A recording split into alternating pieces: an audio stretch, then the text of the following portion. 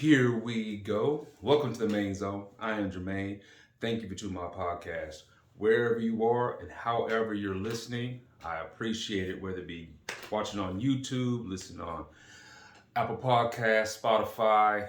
I even was added to Amazon Music here recently. So, as always, I appreciate it as we close 2022. Thank you for all the subscribers. Thank you for all your listeners. Let's keep it up in 2023. All right, so let's just dive right in. Like I said in my last podcast I did live, I was still going to give my NBA updates, even though we are about 33, 34 games into the season. Starting on my update of my NBA predictions. So we'll get into that. We're also going to talk about, Luka's historic game the other night, the college football playoffs, NBA injuries, a little bit of Shaq. You got to talk about the World Cup right quick. And but first, before we get that, happy holidays. I know Christmas is over, so hopefully everybody had a great holiday. I know travel was a little bit difficult for some people due to Southwest having their scheduling or flights being canceled, so many being canceled, but hopefully everybody made it safe wherever their destination was. I know I had a couple of people that I know had to drive back home, so hopefully that was a chance for them to reflect, understand that sometimes inconvenience does happen in our lives, and to be positive through it all. But again, happy holidays, and hope 2023 is amazing for everyone. My theme for 2023 is going to be Think and Grow Rich. I recently read the book again. I read it years ago and applied those principles and got some things in my life that I really wanted. And so I'm going to do it again this year here in 2023. And my desire will be for whatever those goals are to actually happen in the time that I say they will happen. And I'm going to go ahead and say it will be so. I mean, it's just that simple when it comes to a lot of goal setting. And one of the things out of this life that we all, I would say deserve, because you have to work to get it. Nothing's free. But if you work hard enough, I believe that your dreams and goals and desires will come to fruition. So looking forward to 2023, looking forward to big time, professionally as well as personally, and then of course with my family. That is my why here in this life. Okay, so that was that piece. Again, be safe out there in New Year's. Let's get started. Before we get into all those things I said before, we have to talk about two controversial people that have made the news for the wrong reasons here in the last few weeks. That is the LiverKing. For those that don't know, for the past, I don't know how long, but I picked up his radar about a year ago. Scrolled through, I think, TikTok or Instagram. The guy was eating raw testicles. And so that I never followed him. I would always look at what he was doing. And I'm like, okay, this dude's eating raw liver. He says liver is the king and you got to eat raw liver. He's working out. He has this whole ancestral way of living and he's yoked. The dude is ripped up. The only problem with that was that he was claiming that he was natural. That through his diet of no vegetables, of liver and testicles and just meat and carbs, that you would have the physique that he has if you just work out hard enough. I mean, the guy didn't even wear deodorant. I mean, he had his own supplement line. He had his own, all kind of stuff. He's making good money. I mean, again, I don't mind people making money for however means that they feel like making it, but don't make it in a full lie. So came out that he is on steroids. He admitted it, that's the reason the way he looks the way he does, not because of his diet. And so he's being sued for $25 million by a group of people because they were following his choice of foods and and taking his supplements, thinking they're going to look like he was. Now, number one, okay, sue whoever you want to sue, but you use your common sense too. I mean, for anyone to think that they're going to look just like this guy, based off eating the way that he was eating and just working out really hard, is you're an idiot. Like, come on, people. Let's do some self-evaluation here. Like, a blind man could see that this man was on steroids. You are not that yoked up, that ripped up, without being juiced. I mean, it is what it is. For those that's the method that they want to go about to be as big as they want to be. That's your business, you know. But don't be out here telling people that it's just, you know, natural. You know, I know Joe Rogan has been speaking about LiverKing for a while, and then once it came out that he's on steroids, he was like, boom, like, why are we even surprised that he is? So that I just thought was funny. I want to begin with that. You know, and then the other guy is Andrew Tate. A lot of people don't know who he is, but you know, he was banned from Twitter. He was banned from some social media platforms because some of the disgusting things that he was saying. I will say that. And so recently he was, you know, added back to Twitter. He's an ex-kickboxer turned, let me say whatever I want to say to get the likes, and has turned out to have a huge following. But then he was arrested, I think 2 nights ago, in Romania on human trafficking charges. So if those are true, I mean, I hope he gets the harshest penalty they can give somebody of that. I mean, you don't play with that, you know. It's very sad. I find him more like, not comical, but like, he's very brash and arrogant, and some things he says is very disrespectful to people, and a lot of people don't like that. Those things that he says, they don't necessarily bother me from the standpoint of, I don't mind somebody speaking however they feel. I'd rather you, if you don't like me for whatever reason, I'd rather you tell me than just pretend that you do like me. But some of the stuff he says should be taken for a grain of salt, because I think a lot of it is just for clickbait. But hopefully, if it's true, he gets the harshest penalty that they can give him and his brother, as they're arrested in Romania the other night. And that's really, that's the wild news of 2 of these, you know, social media influencers / celebrities that, unfortunately, due to social media, they garner so much attention now that they probably wouldn't have about 15 and 20 years ago. I do hope that we get to a point in social media where someone who is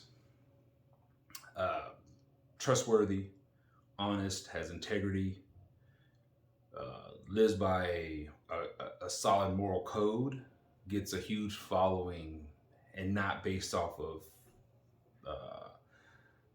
doing things that are either just to make money or doing things to rile up one side of the aisle, so to speak. All right, but let's just dive in. Football's here. NFL, we're in week 17, I believe. Cowboys won again last night against the Titans. Dak, you know, completely overpaid. Never been a fan of his. Hopefully the Cowboys do some things in the playoffs. Russell Wilson, man. I mean, all right, so, you know, Russell's had a terrible year. And I don't care what anybody says, but when you got an office at the facility, when you got X amount of parking spaces, when you're making $48 million, you're gonna rub people the wrong way when you're not producing on the field. I listened to Shannon's commentary, Shannon Sharp, that is, commentary on Russ, and I find it. I understand where he's coming from the standpoint. I think Russ is at the point of his life where football is the second most important thing, and it's not the first. I think Russ rather be famous, as Shannon did say, than to be an excellent football player, just for the standpoint of, you don't fall off a cliff this bad if you're working on your game. Or we could just say this is who Russ was, and he was protected by Pete Carroll, and Pete Carroll saw it before everybody else did. Pete Carroll saw the writing on the wall. It was like, yeah, man, this guy's about to like fall off a cliff in a matter of months. Um, but the NFL's heating up. Playoff seedings are taking place. I know the Eagles are looking great. I hate to say that as being a Cowboy fan. I'll give y'all my predictions once the playoffs start, but the Chiefs are going to be right in there. The Bengals are going to be right in there. The Bills, the Niners look tough even with that rookie quarterback. So a little bit of NFL. Let's go on to Luka, man. Luka the other night against the Knicks. What do you have? 60, 21, and 10. First time ever a game like that was had in NBA history. Luka's phenomenal. I'm proud to say that before Luka even got to the NBA, I said he was going to be this good. Um, it's different. You know, you could almost say now that three of the top five players in the world are not from America. You can go Giannis, Joker, and Luka. I mean, you could throw Embiid in there. Your top 10, you might have 5 out of the 10 be from outside the country. It just shows the growth of the NBA, but also the difference of style and preparation that European players have, where I don't think they play as many AAU games and showcase themselves as much as they do here in the States. I think they work on their craft at a much younger age and just develop themselves as basketball players. But while we're speaking of the NBA on that, that's like with these injuries. There's so many players that have missed so many games this year, and it's very unfortunate for fans. And I get it. They're like, okay, let's rest this guy. What is this? What is the cause? It's the pace of the game. Yes, during the regular season, it's all threes, all layups. The pace is so fast. But we can go. Let's take it back. Let's go back to like when these guys are growing up. These major NBA stars are playing AU tournaments all weekend, every weekend through April to June, and then again sometimes even before that. And for years, let's say from 12 to 17, or for nowadays like 10. And they're playing 5 to 7 games over a weekend, every single weekend. That's wear and tear. And so I think that if we do some research on that, that might be a contributing factor to why guys are getting so hurt as they become older. Because this whole notion that now he needs to rest. Well, let's go back in the day. I get it. The pace is different and all that kind of stuff. But I think I don't think I should say star NBA players or star high school kids were playing as many games as they do today, years ago. And I think that might be a contributing factor to all the injuries that so many NBA players are having recently, the last few years. All right, let's talk about Shaq right quick. If y'all watching this documentary on HBO Max, it's phenomenal. I've only watched the first 2 episodes. I saw the preview of the last one. I read what he said about his sister and Kobe, which is, he has a hard time going to sleep before 5 a.m. since his sister and Kobe passed away. Well, we're going almost 3 years of Kobe's death. And that's sad for Shaq to probably not be able to sleep because he has so many things he wish he could say to them. So what struck that with me was to be mindful of spending time or just calling the people that you really care about more often. It's a habit that I don't have, that I don't do very well, something I am working on, which is just communicating with my friends and my family more often. I get I'm a big text guy, and I just get wrapped up in my own world wherever I move to, that I don't reach out as often as I should. So to all my friends that listen, I apologize. I will do better because I don't want to be in a situation where Shaq is at right now, where you have a hard time sleeping because you did not say what you wanted to say to those that were alive when they were alive. And I bet that's really hard mentally to deal with. Because some of my closest friends, and of course my siblings and my parents, are people that I should talk to every week, almost every day, if I can just carve out that time, because you never know when our last day is here on Earth, and you just never, man, you never want to be in this situation where, man, I wish I could have said this or spent more time doing this. So, especially during the holiday season, especially, I shouldn't say especially during the holiday season, because that's like the excuse to get together. But it should be an effort to see our friends and our family members as often as we can, um, because again, when that time is up, it's up. It's like I saw a video of a guy doing a podcast. I don't know his name, but he asked the host, "How old are your parents, and how often do you see your parents?" And it came out to like it hit me from a standpoint of what they said, which was, my parents are in their this using an analogy. My parents are in their early 60s. Let's just say my parents live 10 more years. Hopefully it doesn't happen. Hopefully it's much longer than that. But let's use this as an example.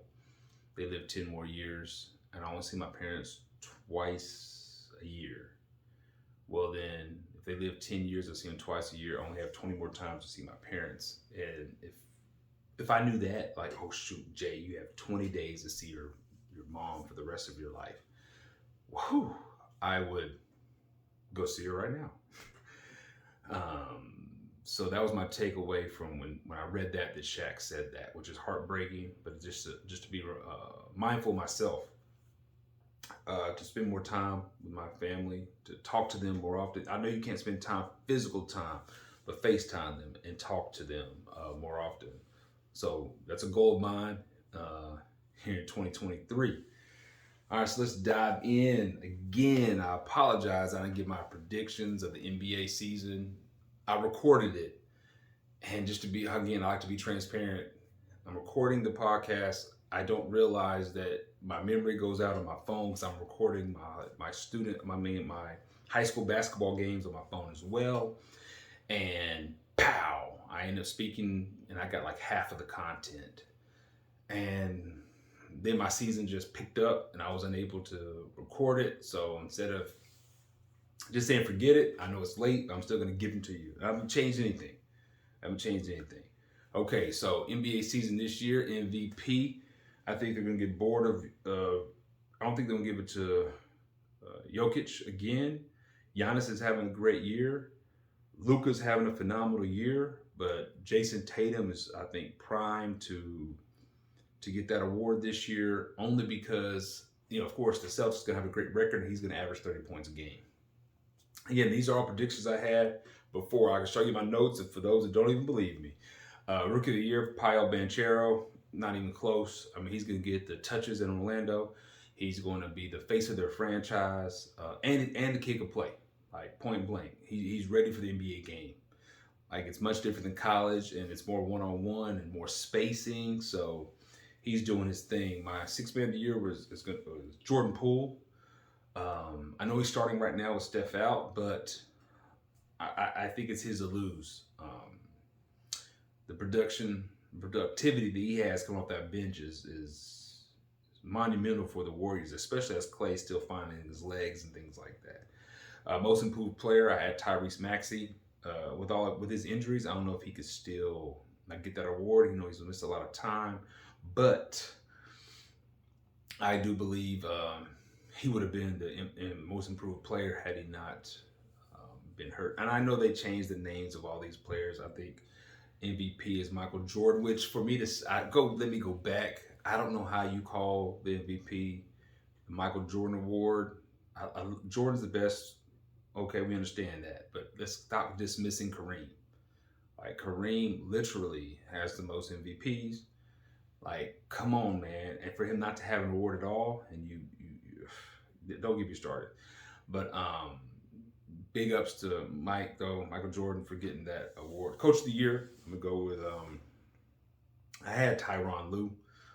Still staying with him. Like I said, I'm not changing anything. We'll see how the Clippers do. I know they're navigating Kawhi's injury and when he feels like playing and all that kind of stuff, but I'm going with Tyronn Lue.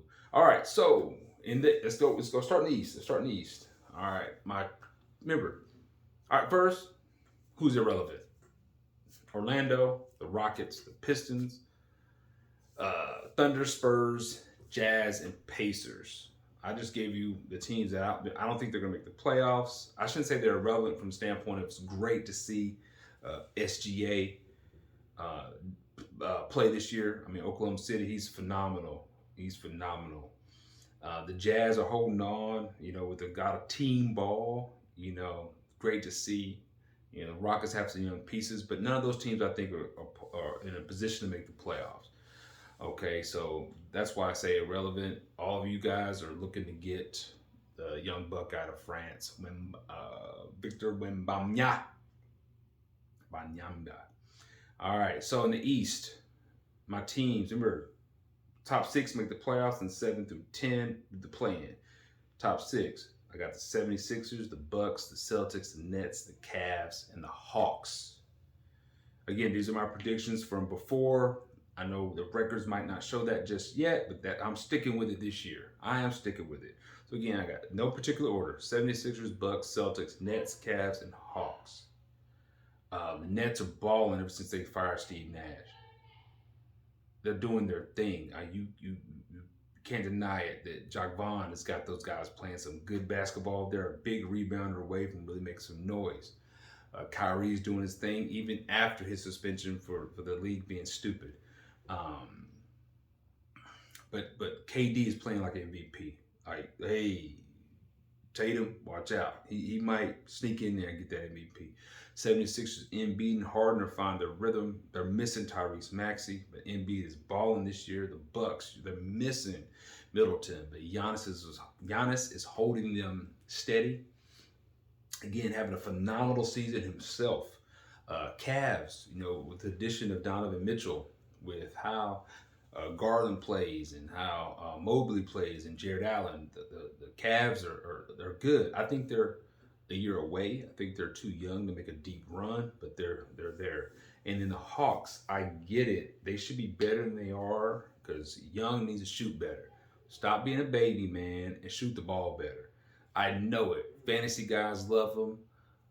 ESPN loves him. Bleacher Report loves him. But look at his numbers. Like, you're not Steph, man. You're jacking 30-foot threes and you're shooting like 30% from the three-point line. Like, shoot a better percentage. And I think he's butting heads with Nate McMillan for that very reason. That, like, yo, come off the ball, let DeJounte Murray handle the show sometime, and just play better. Like, period. Like, I get your numbers look great, but the impact is not as great. And then those teams that are fighting for that 7 through 10 to make that play in, I had the Heat, Raptors, Bulls, Knicks, and Wizards. I think the Heat need to make a move to get into some offensive punch. I don't think Tyler Hero's that guy to take him over the top, and Jimmy Butler's been hurt a lot this year. Raptors play great team ball. Bulls, I thought they'd be better this year. I mean, again, I have them finishing 7 to 8 around there, but they're low. They're low right now. Okay, so that's it. My top 6: 76ers, Bucks, Celtics, Nets, Cavs, and Hawks. The play-in: Heat, Raptors, Bulls, Knicks/Wizards. Somebody's gonna get left out. All right. Out in the West, my top 6: Clippers, Warriors, Nuggets, Memphis, Suns, and the Pelicans. Those are my top 6. I'm looking pretty good right now with those picks outside of the Warriors. But I think with the injuries of the Warriors, I think they'd be right back. I think they're going to make it. And then the outside looking in, I got the Mavs, the Timberwolves, Lakers, Kings/Trailblazers. So let's go with the Clippers. If I'm Steve Ballmer, I got to figure out what I'm doing with Kawhi. I know the guy.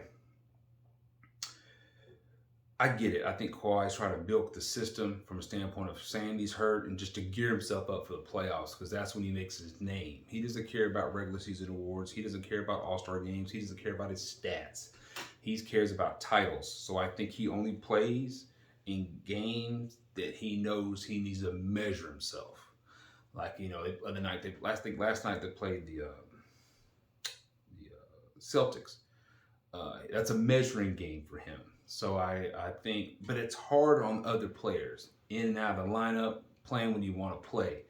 So that's my dilemma with the. I still think they're going to make the playoffs, and that's why I had Ty Lue getting Coach of the Year, just because of how do you manage all those personalities and keeping guys afloat, knowing that your main guy basically plays when he wants to. Warriors, I know Wiggins is hurt right now, Steph is hurt right now, but you don't want to see them in the playoffs. I mean, they just have the intangibles to win. They know how to win, and they're going to be a tough out. The Nuggets, Murray's back, so I expect them to be good. I know they're sitting, I think, one right now in the West, and then Jokic is just phenomenal. I mean, he might be the. I mean, he's really good. Like, what is he like? 29, 11, and 9, something like that on the year. It hurts him in the playoffs because they just, Michael Porter Jr. is going to step up. Murray's going to step up this year in the playoffs, but in the regular season, man, they're going to make the playoffs. Memphis, I like Memphis. I like Ja Morant, even though his logo is basically like a flipped up Kobe logo. But Dylan Brooks, like, be quiet, man. Guys, y'all have to win before you can start saying dynasty. I loved how Clay went at him on Christmas Day, because it's like y'all don't realize how hard it is to do what they've done. Like winning 4 in X amount of years, try to get to the finals. Y'all not even in the finals yet, and then you get beat Christmas Day without Wiggins, without Steph. Like, come on, guys. I do think they're going to make the playoffs. I think they're a good team. I just think that just pipe it down a little bit, Young Bucks. Let your play do the talking. Suns, this is their last chance before they just need to break this whole thing up. I know Booker's out for the next month with a groin injury, but again, they'll still make the playoffs. It just depends on how they look when they get in. And is Chris Paul at this age able to be a big time contributor on this squad? So we'll see. We shall see. And then the Pelicans, I mean, they're balling right now. Zion, big up to Zion, man. Like, way to get your body right. Way to play at a high level. Like, you look good out there. And you got your team in first in the conference. CJ McCollum's looking great with them. The staff, not the staff, but the players they put around Zion have worked. Even without Brandon Ingram, I think once Brandon comes back, then they just take that next step. And then, my teams look outside looking in. They'll make the playout or the play in, but they got to get in. That's the Mavs. Luka, again, he's phenomenal, y'all. I mean, young man is great, but he needs a little help. He needs to come off the ball a little bit more. You can't win as just a one-man show, but yeah, he's awesome. I mean, the Lakers, good Lord. I really don't even know what to say about the Lakers. I mean, LeBron, okay, we can always say, here we go. We sound like Nick Wright. He's having the best year 20 than anybody in year 18. Like, we know that. But we also know that LeBron's taking care of his body. We know LeBron spends a lot of money on his body. And we know that nutrition and technology and recovery are all at an all-time high. So do I think that LeBron is one of the top players in the world, in the history of the game? Yes. Do I think what he's doing is phenomenal in year 20? Happy birthday to him today. Is his birthday.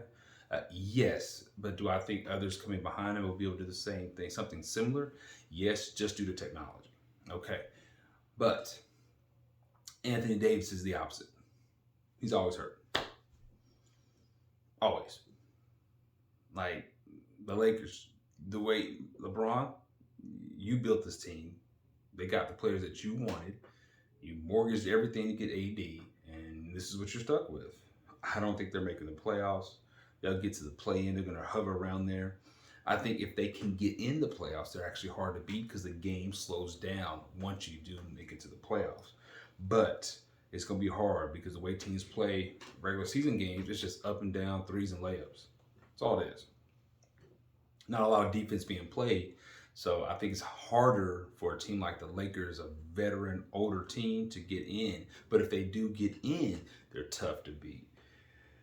Timberwolves, the injury to Cat really hurt. I thought Anthony Edwards would take another step this year. He has not thus far, but I think they'll be right there to play in. The Kings, man, they're shocking everybody. Like, that's a team I didn't think was going to be able to. I thought they'd be like, 10, 11. They're like 7 right now. So big ups to the Kings, big ups to Mike Brown, bringing that Warriors philosophy over there to Sacramento. And then the Trailblazers, Dame is doing his thing. Jeremy Grant is playing phenomenal. And so I think they'll be right there. It's tough. I mean, right now all the teams are grouped together. If you're watching, you're keeping up with the NBA this year. But that's my predictions. I mean, the top 6: Clippers, Warriors, Nuggets, Memphis Suns, and Pelicans. Again, I apologize for the delay, but there it is.